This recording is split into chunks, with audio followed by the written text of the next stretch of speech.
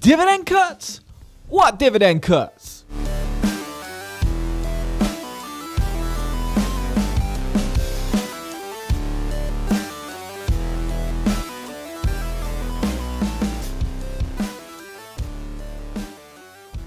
Welcome back everyone, my name's Paul. I've recently started investing and I'm trying to figure my way through the investment game.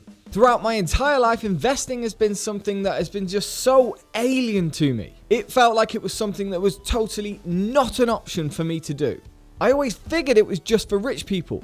And now I've learned that maybe if it was something that I started earlier or I had had access to earlier in my life, maybe I could have been a little better off. But better late than never, I've now started and I'm just trying to gain a bit more wealth and keep it interesting for me because in general, it's pretty boring.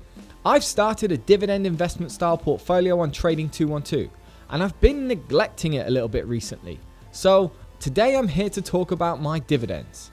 Last month was a pretty big month, so I'm going to get into that later. But first, let's answer this question that's been sent in by email by John. John says, "Hi, I decided to join Trading 212 after watching some of your videos. I got a free share in AstraZeneca. Hope you got one as well." AstraZeneca, that's a serious free share. By the way, free shares, if you want to join up to Trading 212, there's a link in the description below. You get a free share. Apparently, sometimes you can get AstraZeneca. That's like an 80 quid share at the minute. That's a free 80 quid.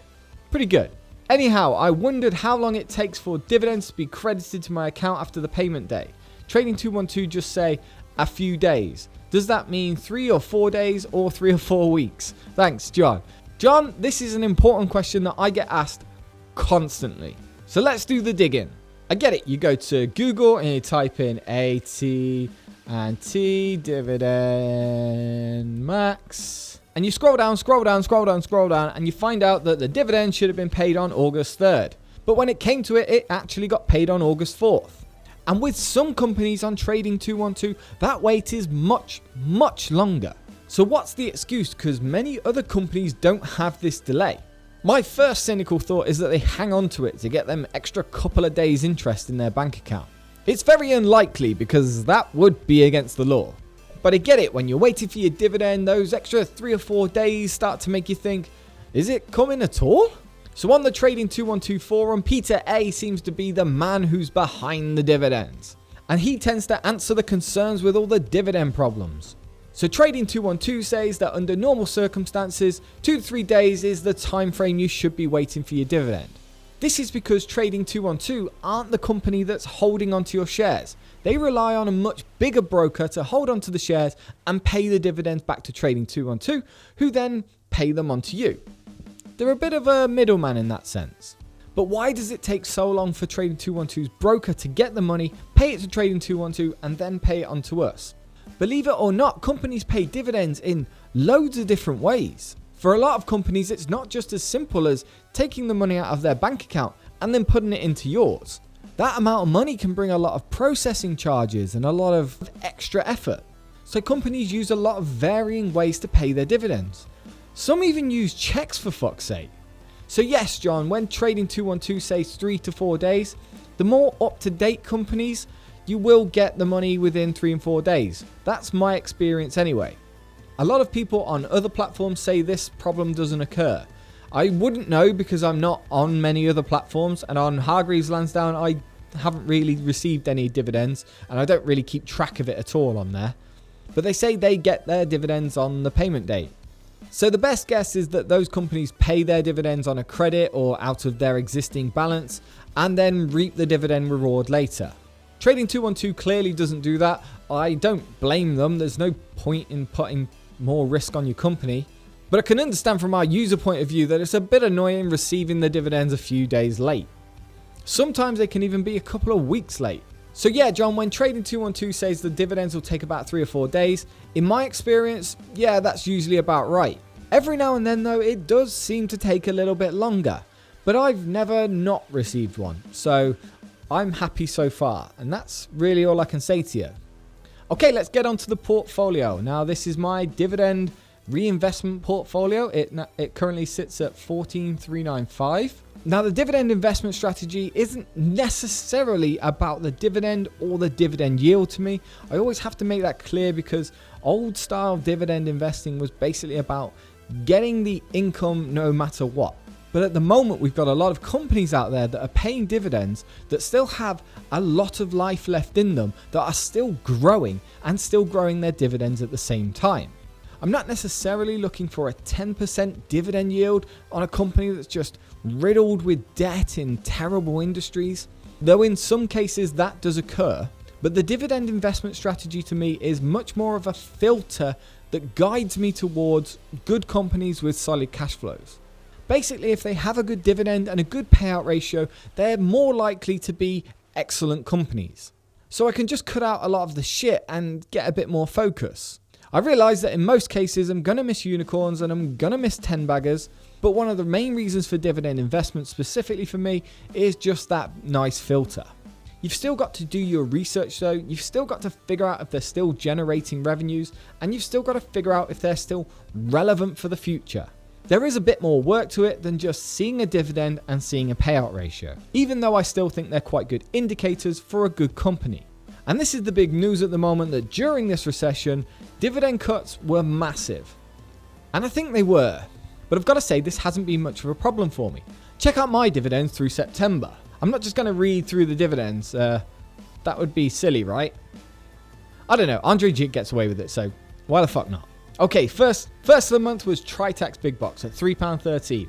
Tritax is a big warehouse REIT with 14% of its revenues coming from Amazon, I believe. 200 shares gets me £3.13. Visa, 96p. Visa's a growth stock, not 100% sure about its future at the minute, but it pays the dividend and it's got a stupid amount of cash on hand to pay that dividend. Visa mostly gives back to its shareholders in the form of share buybacks. Not sure if that's a great thing, but it does give back to shareholders, so you can't complain too much. Johnson & Johnson, working on that vaccine. 5 shares gets you £3.32. Microsoft is a great one. 5 shares gets you £1.70. The best part about Microsoft at the moment is they are increasing their dividend 10% every year. So Microsoft is a great one for the long term. Very relevant, loads of cash, keeps innovating, and it's growing its dividend 10% every year. Raytheon Technologies, £10 gets you £3.16. Raytheon has said it's got enough cash on hand to pay its dividend for the next 3 years. Within 4 years, it should start to see some growth. It's one of those companies where I see value and I'm just going to hold on to it for the long term. I don't expect to see any share price return on Raytheon Technologies for at least 4 years. Think about how long you've got to hold these shares, people. 3M, 2 shares gets you £1.94. Not buying or selling 3M at the moment, either waiting for the share price to come down to 140 or its earnings to go up to the 140 range. Tyson Foods, 10 shares get you £2.76. Tyson Foods is probably my favourite stock, if I'm honest. I really like them still. They've had a lot of issues through the Rona, and we're unsure about what pork's going to China at the moment. So they're steady and flat. Massive value play for me. Can't wait to see them grow. Realty Income. Not even going to talk about Realty Income. 21 shares gets you £3.21. McDonald's, 3 shares gets you £2.46. I really thought McDonald's were going to cut their dividend this year. I really did, and I was prepared for that. Their share price has also seen a massive bounce back recently, so McDonald's is going for it. Wish I'd bought more. I was a bit iffy on them. Rio Tinto, 6 shares get you £7.18. Rio Tinto are a mining company. I think they're a little bit too focused on iron. Others don't, but they've had a lot of management changes and bonus cuts because they started blowing up caves that they shouldn't have been. Just generally another company that does very well with cash flow, very well with profits, but just the ethical issues, man. Unilever, 5 shares gets you £1.85. Unilever is one of the companies where I had to wait like 2 weeks to get the dividend. I didn't even think I was going to get the dividend in the same month. No idea what the delay was there, but it came in the end. BAE Systems, 60 shares will get you £8.28. This recession has hit them quite hard, and their share price has taken a hit recently. The latest earnings and the latest balance sheet have shown that this company's quite debt heavy now, and it's got people a little bit worried. BAE is becoming one of the stocks that I have to spend more and more time looking at. And for that reason alone, I have to reevaluate if it's a company that I want to hold. If it's a company like, say, Microsoft, where I can just buy it, leave it, and never have to look at it again, that's ideal. But I'm starting to have to look at it, get to know it a bit more, and it might just be taking up a bit too much of my time. Royal Dutch Shell, a company that is taking up way too much of my time at the moment. 60 shares of Royal Dutch Shell will get you £7.25. This is per quarter, by the way, guys. It's now reached a 10% dividend yield, which is not a good sign. But Shell is one of only 2 companies that I hold that has cut its dividend. Shell cut its dividend by 2/3. 2/3! It's still the second biggest dividend payment that I've got. It definitely goes to show how big their pre-pandemic dividend payment was and how much money they've saved by doing this. And then at the end of the month, we finish as we started with another warehouse REIT in Segro. Segro is one of my favourite companies. I just can't seem to find anything wrong with it. 40 shares will get you £2.76. Not a massive dividend yield, but it's a payment. Whew, I bet that was boring. How does Andre Jit get away with that every day? What I do want to show you though is exactly how much difference this month has made to my dividend income. Up until September, I was seeing just steady amounts of growth. And this month it has blasted up to £48, doubling the amount of dividends that I've received overall.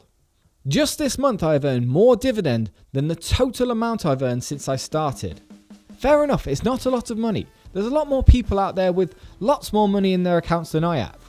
But this is the other reason why I've chosen the dividend investment strategy. All this money here is cash. I can choose whether to reinvest it or pay for my phone bill this month. It's not smart for me to take this income and start paying for other things. I will see a lot more growth if I reinvest it back. But when you get months like this where you double your income growth, it starts to get a bit exciting. It starts to show that actually this might be possible. And that's the reason for me picking this strategy, I think. It just keeps me interested. Investing is pretty boring. You just pick an index fund, put your money in, and continue adding in, and your money will grow. That's the safest and easiest way to invest. But it's not very exciting. And unfortunately, most of us as humans, we need to see short-term milestones and goals covered on our way to our long-term goal. And I like to think that when I start hitting milestones with my dividend compounding, that renews my excitement every month.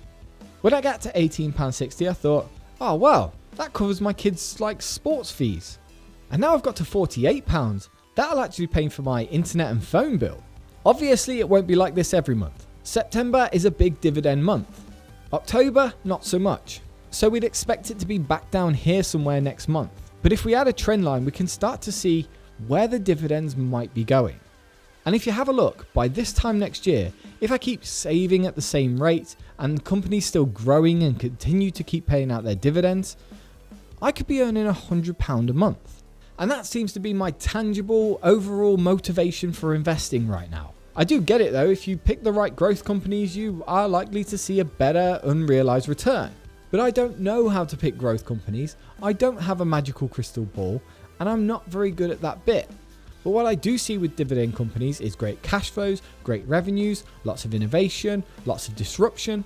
And as these companies have the entire package that I'm looking for, I'm happy to see them grow nice and slowly. Oh, my head hurts from talking so much. Right, one last question from Brad Jones. He got in touch with me on Instagram. Check out Instagram. Hi mate, in your opinion, do you think it's better to reinvest dividends back into the same company that pays it out, or just to share all the dividends across as the whole pie? Good question, Brad. Companies that pay out the dividends aren't necessarily expecting them to come back in. Some companies like Realty Income or AT&T will do better if you reinvest your dividends back into them, but they're not expecting you to. They know a lot of people are invested in their company because they want the income back to live their lives, in their pensions and things like that. So I get it, there is an element of guilt when you don't reinvest those dividends back into the company. And you do think if you put the dividend elsewhere, you're just taking away from that company and giving it to another company. Maybe even a competitor. But I split it because it's personal. Some companies need a little bit more money. Some companies I'm thinking, oh, that's on a discount in the moment. I'll buy into that. And it's interesting because I talk about cost averaging all the time, but I don't actually do that with individual stocks. I'm cost averaging into my portfolio all the time. I put in as much money as I can. But the actual stocks in there, I will divide up as I please, which isn't necessarily that purebred cost averaging that we talk about. You only really get that if you're invested in an index fund or you're just letting trading 2-on-2 do the work, which I must admit I'm very close to doing. I've just got my final tweaks and reviews to do, but eventually I just want trading 2-on-2's Autoinvest to just do everything. And to be fair, that means that all the dividends that I get will be reinvested back into my pie equally.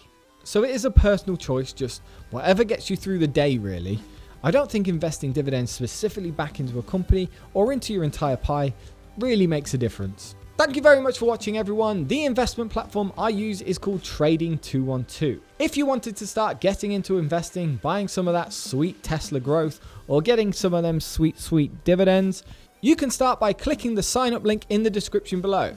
If you sign up and then make a deposit, you get a free share and I get a free share too.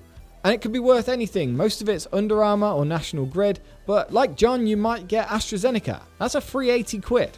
By the way, that email from John, I realise, sounds like a massive plant. It's not, I promise. John, if you're out there, please make yourself known and tell the people that I didn't make that email up. Let me know what free shares and dividends you've got in the comments below. And if you wanted to get involved in the chat, you can check out the Discord. It's completely free and there's a link in the description below. Thank you very much for watching, guys. And if you found this video interesting or helpful, please feel free to like, subscribe, and invest.